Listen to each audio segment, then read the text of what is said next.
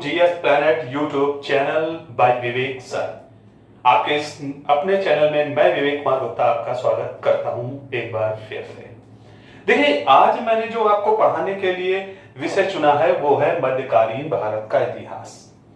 मध्यकालीन भारत का इतिहास चुनने की वजह ये रही थी कि कहीं ना कहीं मध्यकालीन भारत पढ़कर हम आधुनिक भारत के इतिहास को पढ़ेंगे और फिर हम प्राचीन भारत के इतिहास की तरफ जाएंगे। तो अभी तक जो मैंने वीडियो डाले थे वो सिर्फ एक डेमो के रूप में थे, या कहीं ना कहीं विषय में एक समझ बनाने के लिए थे।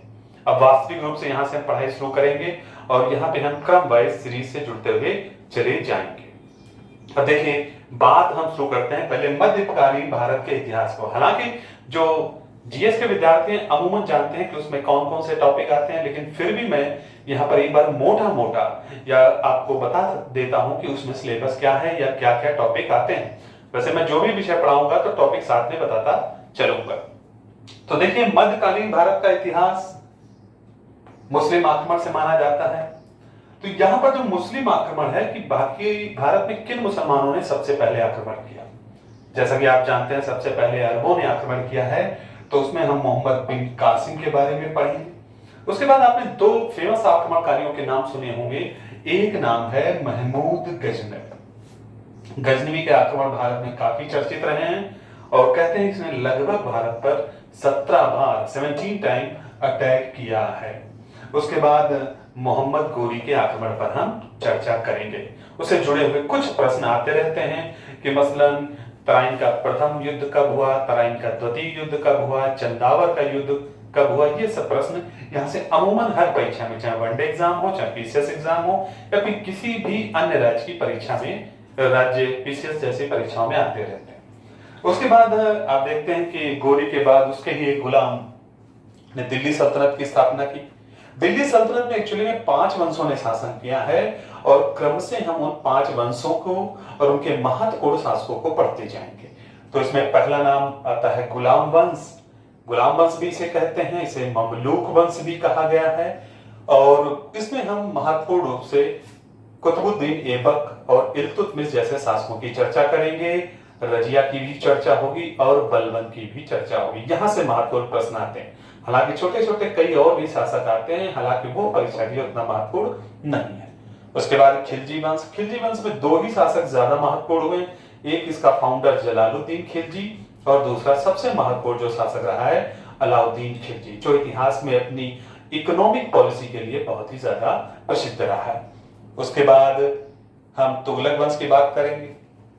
तुगलक वंश ने सबसे लंबे समय शासन किया है, लेकिन जिसमें 3 जो तुगलक शासक हैं बहुत फेमस रहे हैं। और उनमें पहला नाम जो आता है गियासुद्दीन तुगलक, दूसरा है मोहम्मद बिन तुगलक और तीसरा है फिरोज शाह तुगलक। इन तीनों से ही ज्यादातर प्रश्न आते रहते हैं। उसके बाद हम सैयद वंश की बात करेंगे। सैयद वंश में 2 ही शासक महत्वपूर्ण दिखाई देते हैं। एक उनमें जो उसका फाउंडर है खिज्र खां और दूसरा है मुबारक शाह। उसके बाद आखिरी वंश जो है लोदी वंश। इस वंश में 3 ही शासक हुए हैं और तीनों पे प्रश्न पूछे जाते हैं। जैसे कि पहले बहलोल लोदी। बहलोल लोदी जो फाउंडर है इस वंश का, उस पर चर्चा होती है। उसके बाद सिकंदर लोदी पर और उसके बाद इब्राहिम लोदी पर। इब्राहिम लोदी के बारे में आप सभी जानते होंगे कि वो दिल्ली सल्तनत का अंतिम शासक था, या कह सकते हैं आप लोदी वंश का वो अंतिम शासक था। और यही एकमात्र ऐसा व्यक्ति रहा जो युद्ध के मैदान में मारा गया।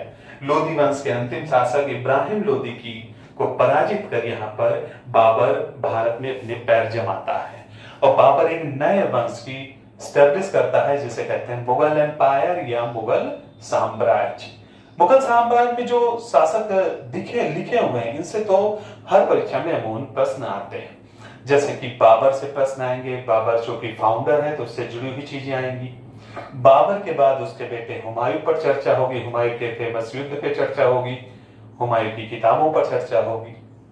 फिर अकबर, जिसे धर्मनिरपेक्ष शासक कहा गया है, या मुगल सम्राट का सबसे पावरफुल और सबसे शक्तिशाली या कह सकते हैं सबसे योग्य शासक माना गया है। बाबर के बाद हम जहांगीर की चर्चा करेंगे, जहांगीर के एक्शन पर बात करेंगे और जहांगीर के बाद चर्चा होगी शाहजहां पर। शाहजहां ने, आप जानते हैं, ताजमहल का निर्माण करवाया। शाहजहां ने दिल्ली में लाल किले का निर्माण कराया। शाहजहां ने तख्ते ताउस, यानी वो काल जो स्वर्ण काल रहा है किसके, स्थापत्य या आर्किटेक्ट की दृष्टि से। उसके बाद हम औरंगजेब का शासक, जिसे इतिहास का सबसे ज्यादा धार्मिक कट्टर शासक माना गया।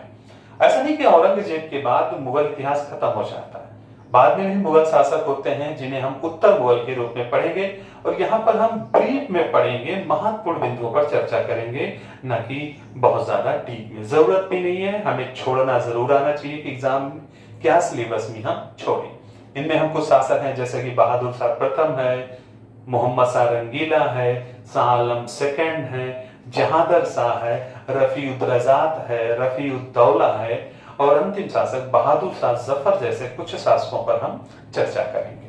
देखिए कुछ अन्य चीजें भी सिलेबस में आती हैं, जैसे कि विजयनगर एम्पायर। आपने सुना होगा 1336 में ये विजयनगर साम्राज्य मोहम्मद बिन तुगलक के काल में दक्षिण भारत में एस्टेब्लिश हुआ, और इसमें 4 वंश आते हैं। चारों वंश के कुछ शासक बड़े फेमस हैं और चारों वंश की हम चर्चा करेंगे। पहला है संगम वंश, दूसरा है सालुक वंश, दूसरा है तुलुक वंश, चौथा है अरवीडू वंश। और विजयनगर साम्राज्य में आप जानते हैं कि इसे हरिहर और बुक्का नामक 2 भाइयों ने एस्टेब्लिश किया, तो इस पर हम चर्चा करेंगे। उसके बाद हम बहमनी साम्राज्य की चर्चा करेंगे। बहमनी साम्राज्य भी आप जानते हैं 1347 में एस्टेब्लिश हुआ मोहम्मद बिन तुगलक के शासनकाल में, और आगे चलकर यह साम्राज्य कई राज्यों में बंट गया, जैसे कि अहमदनगर है, बरार है, बीजापुर है, गोलकुंडा है। हम इन पर अलग से थोड़ी चर्चा करेंगे। उसके बाद कुछ क्षेत्रीय वंश भी आते हैं, रीजनल वंश भी आते हैं, हम उनकी भी चर्चा करेंगे।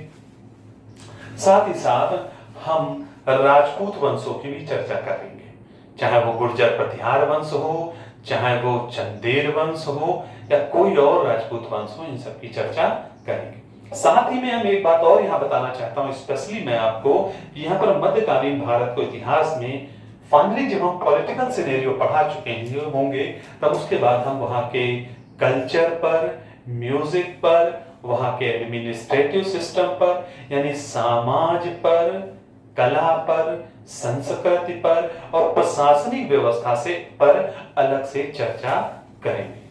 तो फिर अब आज जो हम टॉपिक उठाते हैं पढ़ाने के लिए, वो पहला टॉपिक है आपका मुस्लिम आक्रमण, और उसमें हम आज चर्चा करेंगे मोहम्मद बिन कासिम की। देखिए आज हम बात करते हैं सिंध पर आक्रमण। तो देखिए भारत पर जो पहला मुस्लिम आक्रमण हुआ है वो भारतीय उपमहाद्वीप में, अब तो सिंध यहाँ नहीं है, पाकिस्तान के क्षेत्र में, लेकिन फिर भी हम कहेंगे भारतीय उपमहाद्वीप में पहला आक्रमण जो हुआ है सिंध क्षेत्र में हुआ है। सिंध क्षेत्र आप देख सकते हैं कि कहीं ना कहीं पाकिस्तान वाले क्षेत्र में अब चला गया है। तो यहाँ कहीं आक्रमण हो रहा है सिंध के एरिया में, और सिंध क्षेत्र में एक बंदरगाह है देवल, जिसे आजकल आप आधुनिक कराची भी कह सकते हैं। तो सिंध क्षेत्र में उस समय ब्राह्मण वंश का एक राजा शासन करता था जिसका नाम था राजा दाहिर। तो ब्राह्मण वंश का एक राजा दाहिर, और कहानी है मोहम्मद बिन कासिम की। तो होता क्या है कि मुस्लिम धर्म में या मुस्लिम समुदाय में एक पद है खलीफा। देखिए खलीफा पद की शुरुआत मोहम्मद साहब की जब मृत्यु हो गई तो उनके उत्तराधिकारी के रूप में इस खलीफा पद का सृजन हुआ कि आखिर भाई अब मुस्लिम समुदाय को, मुस्लिम कम्युनिटी को कौन लीड करेगा, कौन दिशा देगा और कौन नेतृत्व देगा। खलीफा के बारे में एक बात ये जान लीजिए, खलीफा एक पोस्ट है, पद है, और खलीफा पद की खास बात क्या है कि यह पॉलिटिकल यानी राजनीतिक रूप से भी दुनिया के मुस्लिमों का प्रमुख है, यानी कि वो पॉलिटिकल हेड है मुस्लिम धर्म के लोगों का पूरी दुनिया में, राजनीतिक भी है और धार्मिक हेड भी है, यानी कि वो रिलीजियस हेड भी है, धार्मिक प्रमुख भी है, यानी एक ऐसा पद जिसमें राजनीतिक और धार्मिक पावर दोनों है। और खलीफा के बारे में एक बात और याद रखिएगा कि जो सुल्तान की अवधारणा आई, तो कोई भी जो मुस्लिम शासक या मुस्लिम सरदार कोई भी क्षेत्र जीतेगा वो उसका सुल्तान तब तक नहीं माना जाएगा जब तक खलीफा उसे परमिशन नहीं देता है या खलीफा उसे उपाधि नहीं देता है। यानी एक व्यक्ति को सुल्तान बनने के लिए खलीफा की परमिशन जरूरी है। तो यहीं पर एक बात और याद रखिएगा कि जो भी सुल्तान आएंगे इसीलिए वो सब के सब कहीं ना कहीं खलीफा के नियंत्रण में आएंगे, चाहे वो वास्तविक रूप में हो या फिर सिंबॉलिक रूप में हो, लेकिन वो कहना पड़ेगा कि वो खलीफा के कंट्रोल में। तो हुआ क्या है कि उस समय खलीफा अरब में था। कहां था? अरब में था। और खलीफा थे अल हज्जाज सेकंड। खलीफा थे अल हज्जाज सेकंड। हुआ क्या है कि खलीफा को श्रीलंका के शासक ने कुछ कीमती उपहार भेजे, कुछ वैल्यूएबल आइटम्स भेजे, और वो उपहार सब समुद्र के रास्ते खलीफा के पास जा रहे थे। तो जाहिर इतनी लंबी यात्रा है तो कहीं ना कहीं रुकना पड़ेगा। तो ये जब जहाज देवल बंदरगाह के पास पहुंचा, जो समय सिंध प्रांत में आता था, जिसके राजा दाहिर थे, तो कुछ समुद्री डकैतों ने, सी पायरेट्स जिन्हें कहते हैं, उन्होंने इस जहाज को लूट लिया। जहाज लूट लिया गया। मैसेज खलीफा के पास गया। तो खलीफा ने सिंध के शासक को मैसेज दिया कि देखिए आपके क्षेत्र में लूट हुई है, आप लुटेरों को दंडित करें। क्या कहा उन्होंने? कहा देखिए आपके क्षेत्र में लूट हुई है तो आप लुटेरों को पकड़ें और पनिश करें। लेकिन दुर्भाग्य से ना तो राजा दाहिर लुटेरों को पकड़ पाए, ना ही दंडित कर पाए।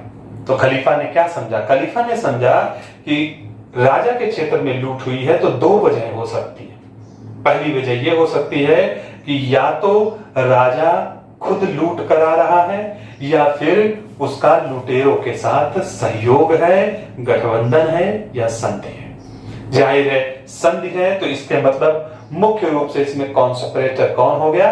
राजा होगा। उसका कुछ हिस्सा तय होगा, वो लेता होगा और इन लुटेरों के खिलाफ कोई एक्शन नहीं लेता है।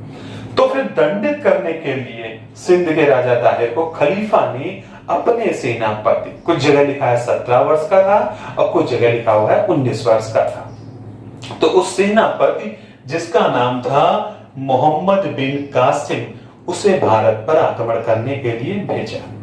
तो मोहम्मद बिन कासिम आक्रमण करता है और मोहम्मद बिन कासिम के बारे में कुछ बातें।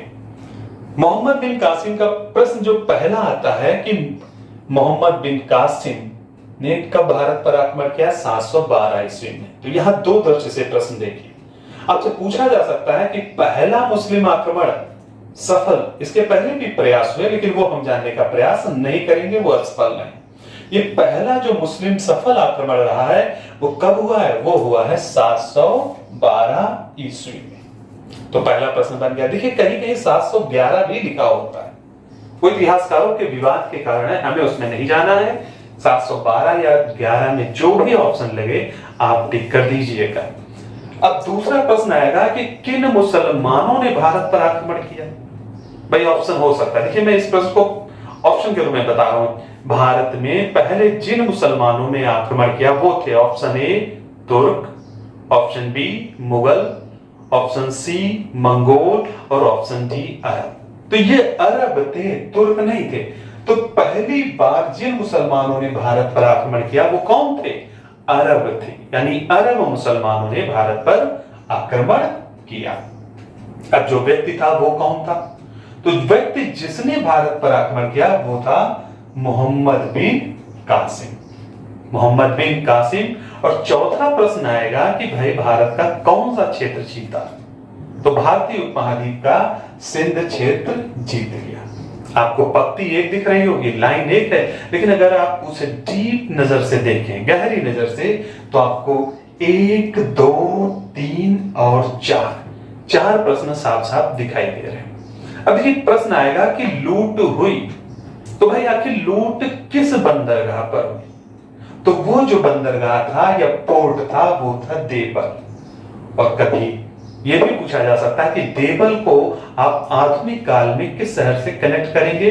तो देवल को आधुनिक काल में आप कराची शहर से कनेक्ट कर सकते हैं। अब देखिए दो प्रश्न और भी यहां पे महत्वपूर्ण नजर आते हैं, और वो है सिंध का राजा कौन था? तो सिंध का राजा था दाहिर। और दाहिर किस वंश का था? ब्राह्मण वंश का राजा था। और एक प्रश्न और आता है कि भाई उस समय अरब का खलीफा कौन था?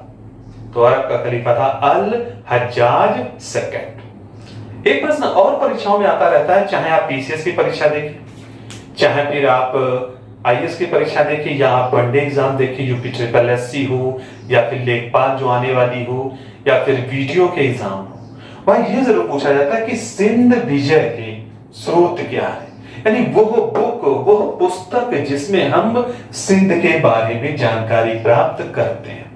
तो सिंध के बारे में हम एक किताब है चचनामा से जानकारी प्राप्त करते हैं। किस पुस्तक से? चचनामा। और चचनामा पूछा जाएगा भाई किस भाषा में लिखी हुई है, तो चचनामा अरबी भाषा में लिखी गई एक पुस्तक है, यानी अरेबियन लैंग्वेज में लिखी एक पुस्तक है।